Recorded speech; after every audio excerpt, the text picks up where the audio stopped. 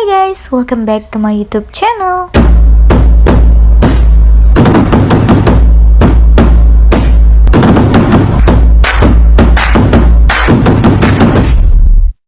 Halo semuanya, assalamualaikum warahmatullahi wabarakatuh.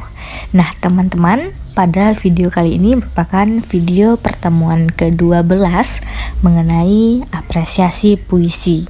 Nah untuk video sebelumnya di apresiasi prosa fiksi, kita merubah bagaimana balada menjadi sebuah fiksi. Nah untuk video kali ini kita akan mentransformasikan atau merubah genre atau bentuk sastra di mana pada mulanya itu fiksi menjadi puisi, kebalikannya ya. Nah untuk video ini kita mengambil fiksinya yaitu film Mirasel versi Indonesianya yang dirilis atau ditayangkan pada tahun 2022. Menjadikan sebuah bentuk puisi dengan judul Bukan Perihal Pelangi karya Sari Rahmatin. Nah, untuk pembahasan kali ini merujuk pada makalah kami, saya dengan Surya Abdi Prahmana, di mana makalah ini akan dibukukan dalam seminar sastra 2022. Nah, teman-teman, berikut merupakan brosur dari seminar sastra yang akan diselenggarakan pada Sabtu 3 Desember 2022 di ruangan PBSI Universitas Riau. Nah, teman-teman, konten pada video ini merupakan review dari makalah yang sudah kami selesaikan. Nah, jadi kami mendapatkan tugas oleh Bapak Dr. Syafrial untuk membahas kembali pada video pertemuan 12 ini mengenai makalah yang sudah diselesaikan dan yang sudah dikumpulkan.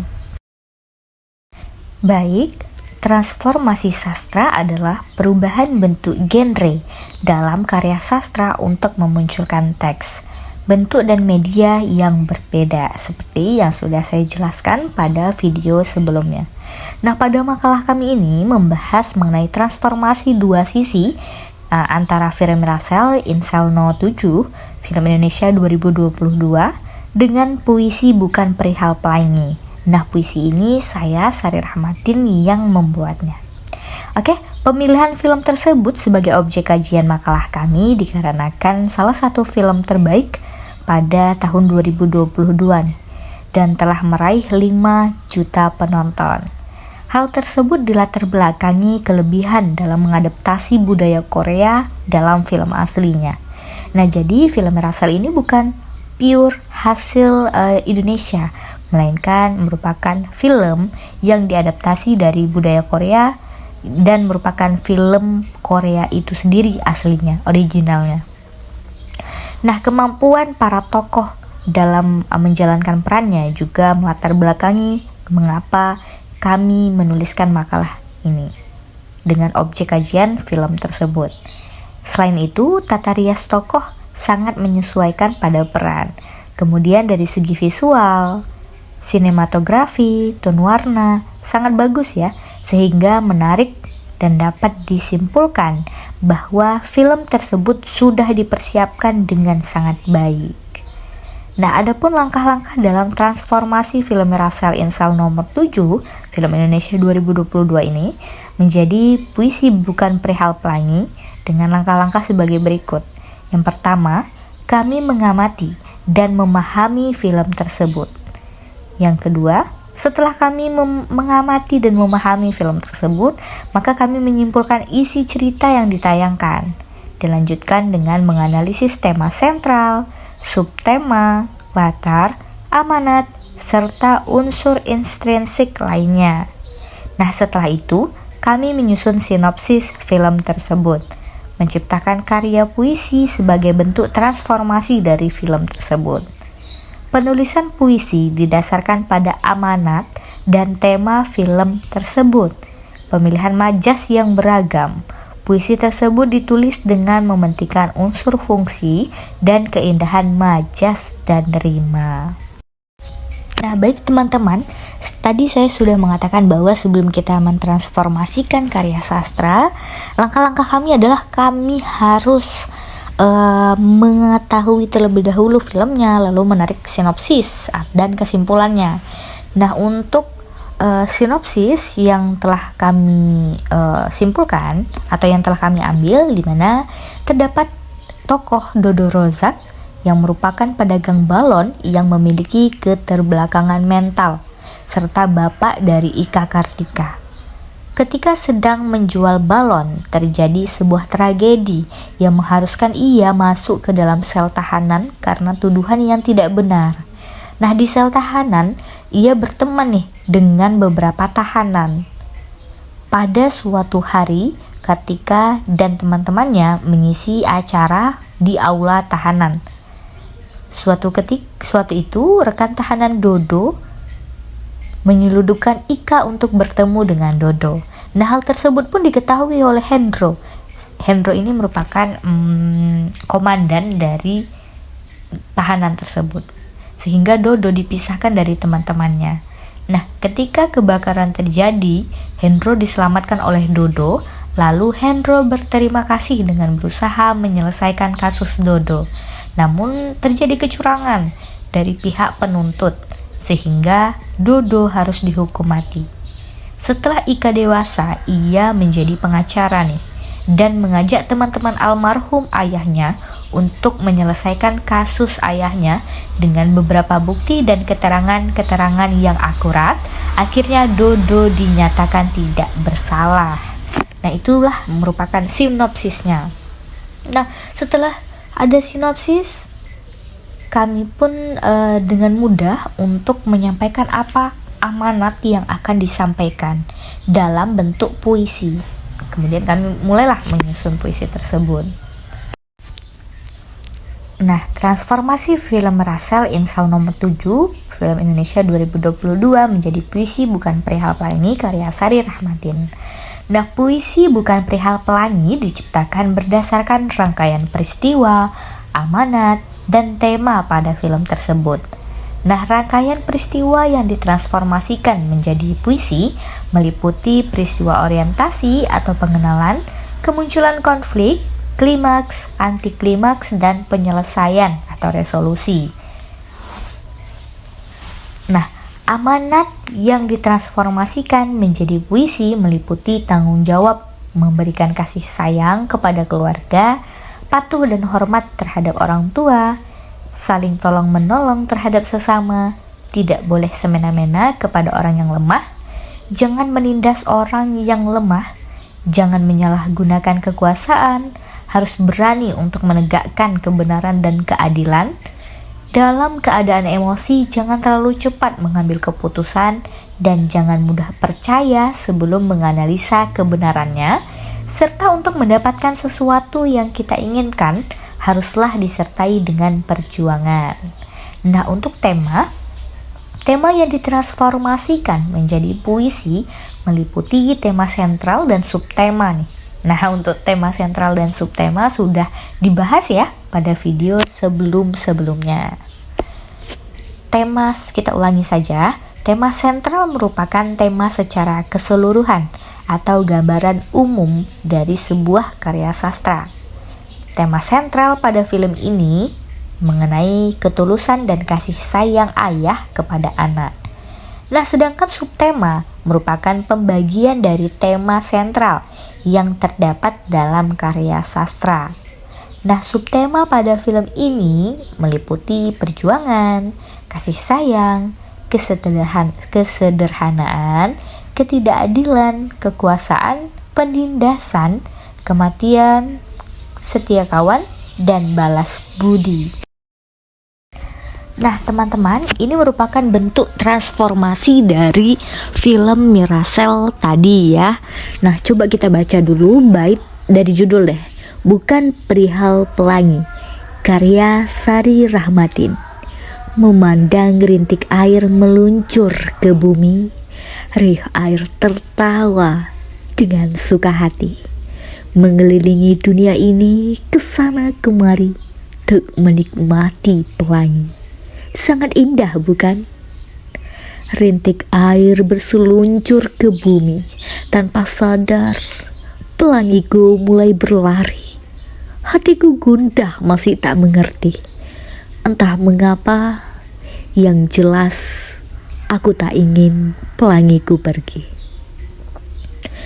Gemuruh yang indah menghampiri hingga menepis pelangi, merusak suasana syahdu yang kunikmati, mengacau kebahagiaan, menghalau rasa senang. Pelangiku telah mati, hilang sambil memandang peliknya tawa berganti duka. Dibunuhnya pelangiku, dipisahkan denganku seakan bencana bagiku. Ini bukan perihal pelangi, melainkan perihal ayahku. Ku berlari untuk mendaki puncak di sana. Jelas saja ku temui wajahmu di langit biru, tersenyum menatapku seraya berkata, "Bertahan, bertahanlah, walau engkau tahu gemuruh akan datang menepis pelangi." Nah teman-teman, sesudah kita membaca puisi tersebut, nah ayo kita mencoba untuk menganalisis per bait dari puisi tersebut. Dari mana, inspirasi apa yang bisa menciptakan bait-bait itu. Nah baik, kita mulai menganalisis puisi. Nah puisi bukan perihal pelangi, menggunakan kata pelangi nih sebagai simbol ayah pada film tersebut. Puisi bukan perihal pelangi terdiri dari 5 bait. Tiap bait puisi memiliki 4 baris dan mengutamakan keindahan bait dan fungsi makna. Keindahan bait dari puisi ini ditandai dengan rima dan majas yang bervariasi. Coba kita lihat pada bait pertama nih. Dengan bait memandang rintik air meluncur ke bumi, riuh air tertawa dengan suka hati, mengelilingi dunia ini kesana kemari untuk menikmati pelangi. Sangat indah bukan? Nah, pada bait pertama menggunakan rima bebas tak beraturan yang ditandai tidak adanya pengulangan bunyi tertentu. Nah, adapun majas yang digunakan pada bait pertama yaitu majas personifikasi. Majas tersebut ditandai dengan kata riuh air tertawa dengan suka hati. Air mana bisa tertawa? Jadi itulah dikatakan dengan majas personifikasi pada puisi tersebut. Pada bait pertama ini juga diciptakan berdasarkan peristiwa orientasi atau pengenalan pada film Mirasel tadi, yang mendeskripsikan suasana awal Dodo Rozak dan anaknya Ika Kartika yang sangat bahagia dan penuh dengan kesederhanaan. Lalu ditransformasikanlah dalam bait pertama yang menceritakan keindahan rintik air dan pelangi. Jadi rintik air dan pelangi pada puisi bait pertama itu menggambarkan kesukahatian, keriangan, bahagianya keluarga Dodo Rozak dan anaknya Ika Kartika. Pada bait kedua, rintik air berseluncur ke bumi. Tanpa sadar, pelangiku mulai pergi. Hatiku gundah masih tak mengerti. Entah mengapa, yang jelas aku tak ingin pelangiku pergi.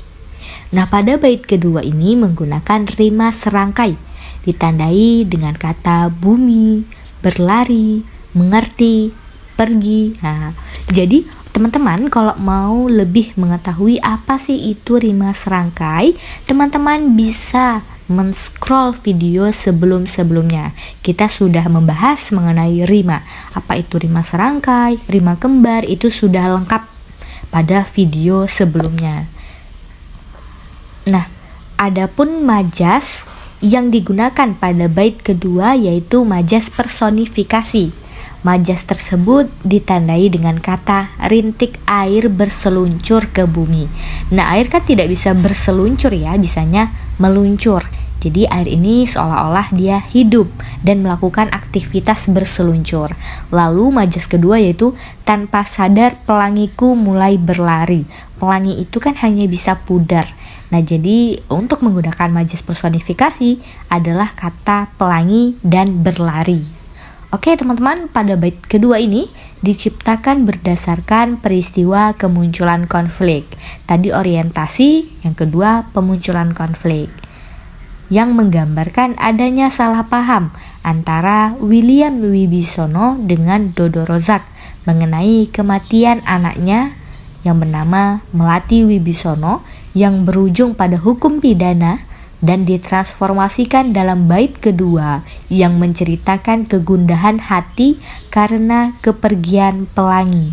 Nah, pelangi kan disimbolkan untuk kesenangan hati seperti air dan pelangi. Nah, jadi kepergian pelangi ini berarti memaknai bahwa kepergiannya kebahagiaan dari Dodo Rozak dan anaknya Ika Kartika. Nah teman-teman, pada bait ketiga yakni gemuruh yang indah menghampiri hingga menepis pelangi, merusak suasana syahdu yang kunikmati, mengacau kebahagiaan, menghalau rasa senang. Nah pada bait ketiga menggunakan rima bebas tak beraturan. Adapun majas yang digunakan pada bait ketiga yaitu majas ironi. Majas tersebut ditandai dengan kata gemuruh yang indah menghampiri hingga menepis pelangi. Nah, jadi ini merupakan sebenarnya sindiran ya, gemuruh yang indah menghampiri hingga menepis pelangi. Dimana gemuruh yang indah ini maknanya bertentangan dengan menepis pelangi. Jadi itulah majas ironinya. Bait ketiga diciptakan berdasarkan peristiwa klimaks. Tadi sudah orientasi ya, sekarang kita masuk, dan yang tadi kita masuk kepada unsur peristiwa klimaks pada film tersebut, di mana menggambarkan Dodo Rozak harus dipenjara karena tuduhan memperkosa dan membunuh Melati, yang ditransformasikan dalam bait ketiga yang menceritakan kehadiran gemuruh yang merusak kebahagiaan keluarga Dodo Rozak. Nah, gemuruh ini adalah permasalahan dan konflik antara Dodo Rozak dengan Wibisono. Nah, selanjutnya pada bait kelima, ini bukan perihal pelangi, melainkan perihal ayahku.